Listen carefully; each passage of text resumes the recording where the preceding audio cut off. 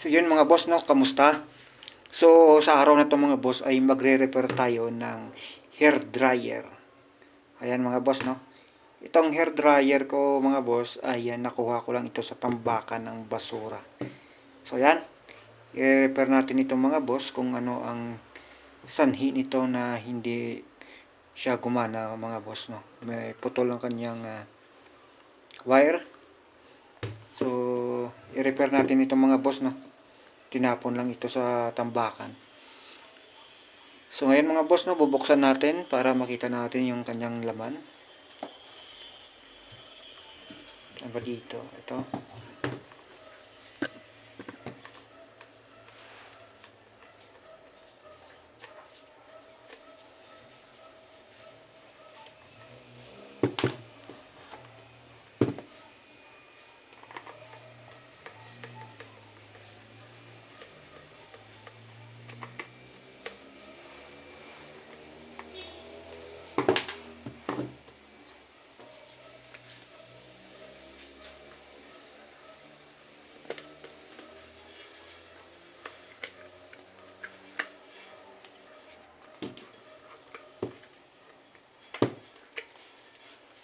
Parang ayaw mabuksan eh. Ayan.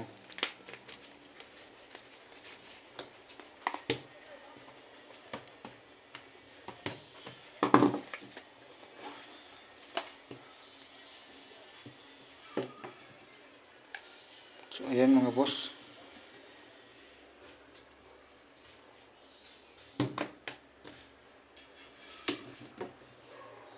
Ito ang kanyang wire.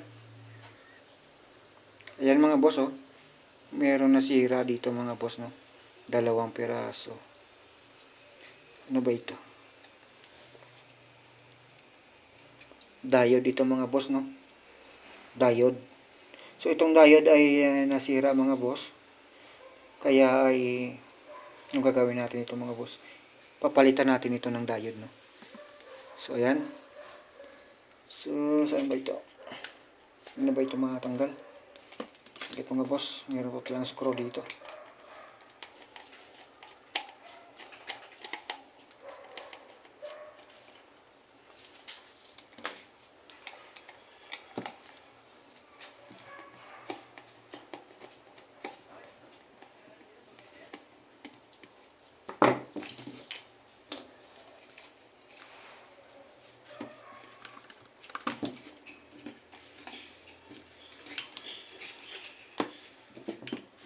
Ayan.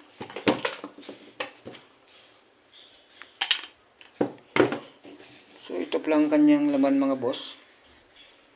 Meron siyang diode din dito mga boss, oh. Ayan, diode po yan. 1N4007. So ito ang kanyang heating element mga boss. Ito po ay nagpapainit, no. Ayan. So wala naman siyang putol. Okay pa naman yung kanyang heating element mga boss. Ayan. Ito ang kanyang motor. So ang gagawin natin dito mga boss, itong 2 diode ay papalitan natin ito mga boss. Ayan, saglit lang mga boss, maghahanap muna ako ng diode. Tatanggalin muna natin yung sira.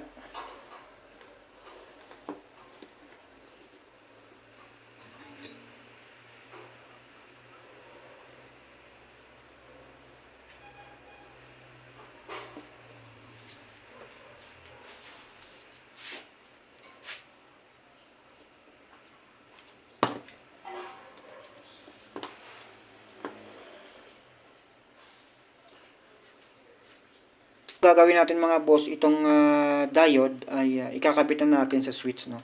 So ang kanyang posisyon, ganun mga boss, no. Ayan. Ito ang kanyang anode, ito ang kanyang cathode. So ang kuryente mga boss pa ganun. Ayan. So ikakabit natin dito mga boss. Ayan. So ikakabit natin mga boss, no, ilalanan ko lang.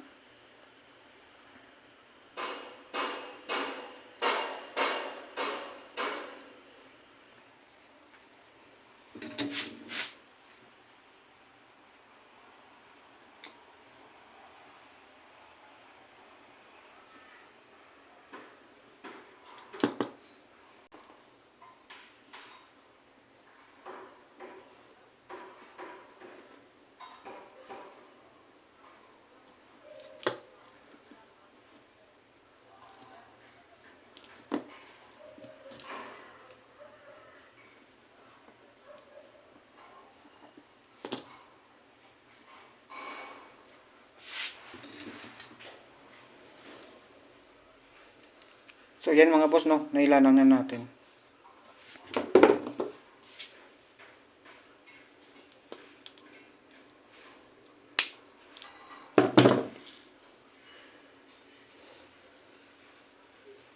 So dito sa kabila mga boss, ganun din, no, yung kanyang posisyon ng diode. So tatanggalin natin itong wire.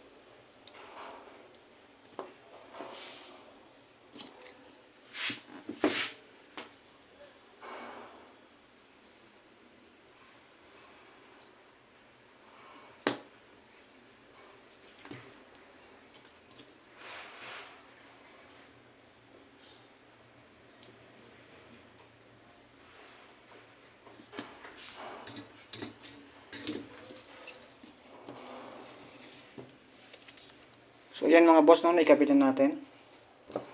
So putulin natin ang kanyang excess na mga paa ng diode.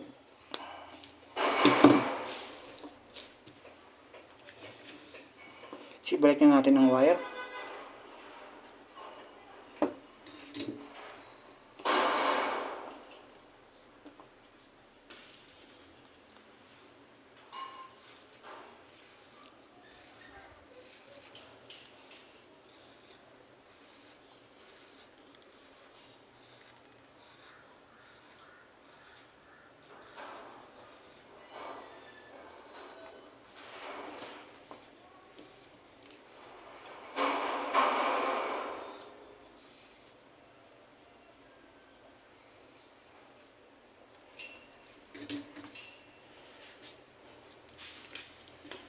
So yun mga boss, no, naikabit na natin.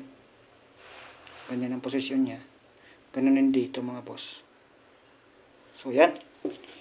So igamitan muna natin ng multimeter mga boss kung ito ay gumagana. Putulan muna natin itong wire.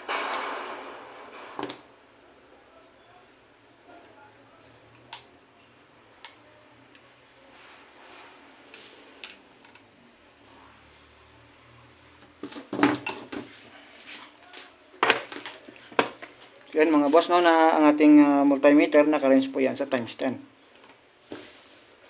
So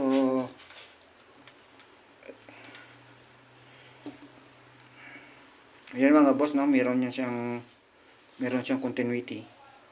Si-switch natin dito mga boss kung saan yung high low nito mga boss. Ayan. Sa kabila.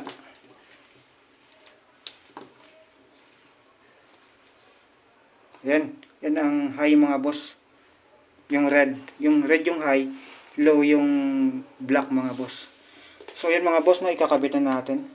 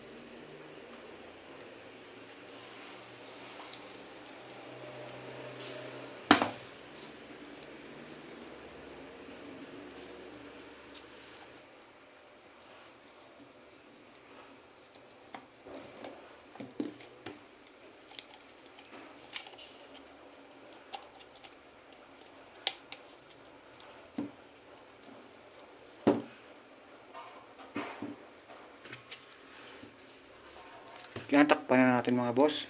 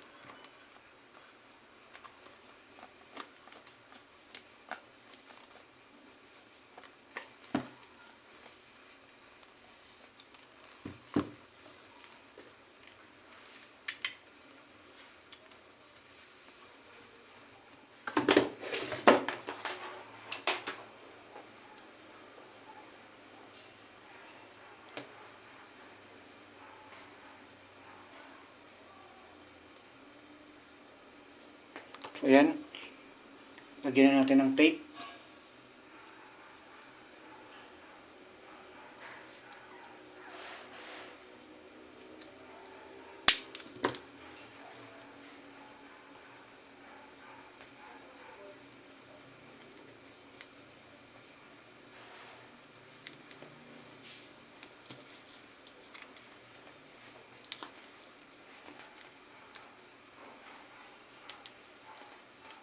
Ayan, temporary lang ito mga boss, no?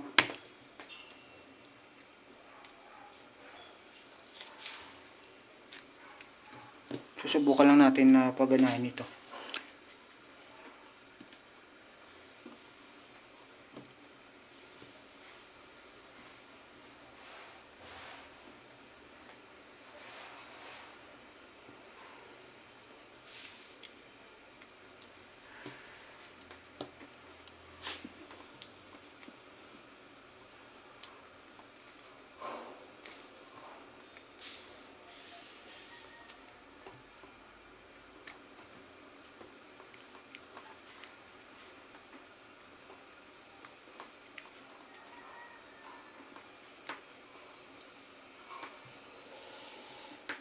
So yan mga boss, no? Isasaksak na natin.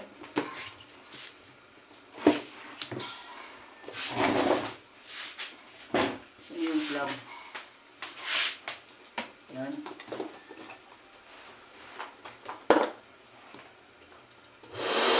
So yan mga boss, oh. Automatic na phone siya mga boss. Yan, oh. Yan mga boss. Yan ang low mga boss. Off natin. Ayan, naka-off. Yan mga boss, oh, naka low, high. Yan mga boss. Off natin. Sa kabila mga boss. Wala. Ayaw dito mga boss. So, itong hair dryer mga boss, no? Isang switch lang ito.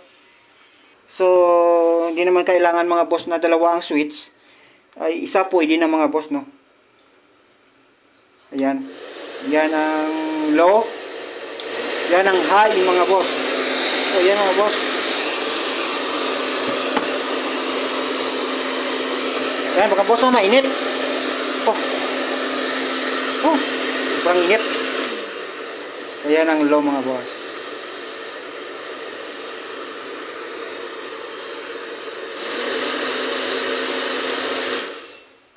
So, ayan mga boss. Gumana po ang ating hair dryer, no? Ayan. So, ayan mga boss, no? Nakita nyo na gumana po ang ating hair dryer. Sana ay meron kayong natutunan mga boss. So, hanggang dito na lang mga boss, no? Maraming salamat sa inyong panonood.